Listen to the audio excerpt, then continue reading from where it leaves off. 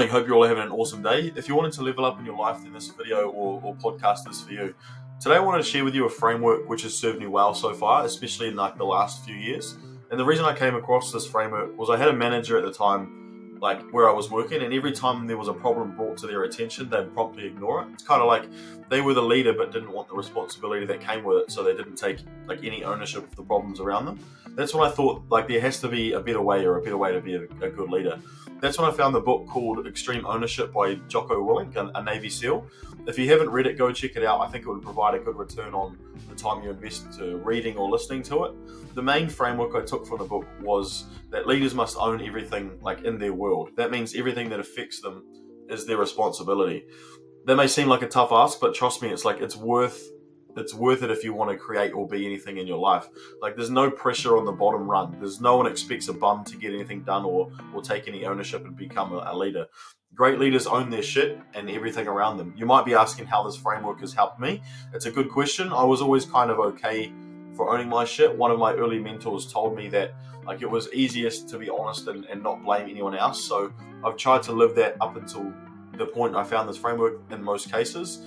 And then the new framework I found of extreme ownership took that initial framework and put it on steroids. As soon as I consciously started owning everything that affected me and everything that was around me, and even some things that didn't affect me or I wasn't even involved in, I started to feel different. I started feeling like these are my problems and I can solve them as well. And solve them I did. I started being looked at more like a leader and less like a follower as well. Responsibility flows to those who can handle it and take ownership. The way I started using this at work was even if there was an issue that wasn't particularly my fault, I would still own it. For example, if a colleague messed up, I would say it was my fault if I had some small part to play.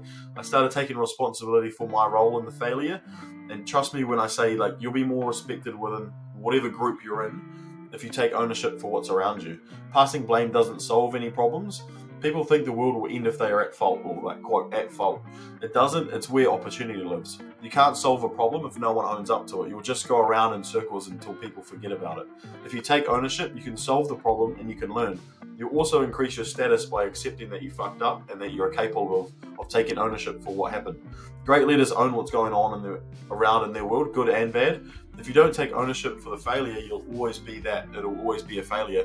As soon as you take ownership, you can fix the problem, and it might turn into a win for you and everyone around you.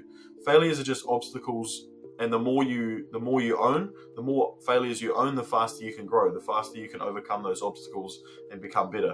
I think a lot of people are afraid of failure because of the school system.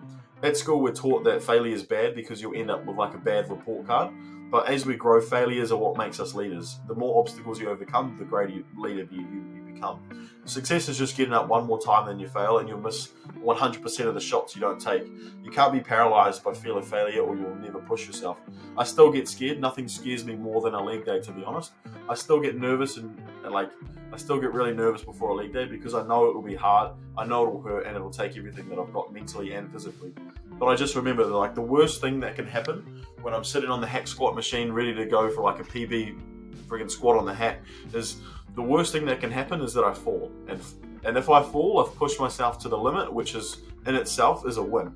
Nothing is harder in my life than leg day. If I can go through that pain and I can push myself that close to failure every week, everything else following on is easy. The problems, the challenges, and the obstacles in life are nothing compared to getting on the hack squat, scared as shit and pushing myself to failure.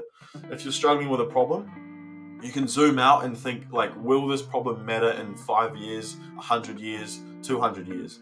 Or if you want to know how to solve a problem and are struggling to overcome it, think, what would the person you want to become do in this situation? You'll probably find the answer if you ask yourself that question.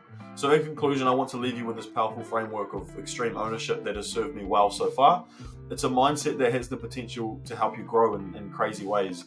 When you embrace extreme ownership, you become the leader of your own world, taking responsibility for everything that affects you, whether it's good or bad. I stumbled upon this framework when I had a manager who refused to take ownership of problems, and it became clear to me that real leaders don't shy away from taking responsibility and owning what happens.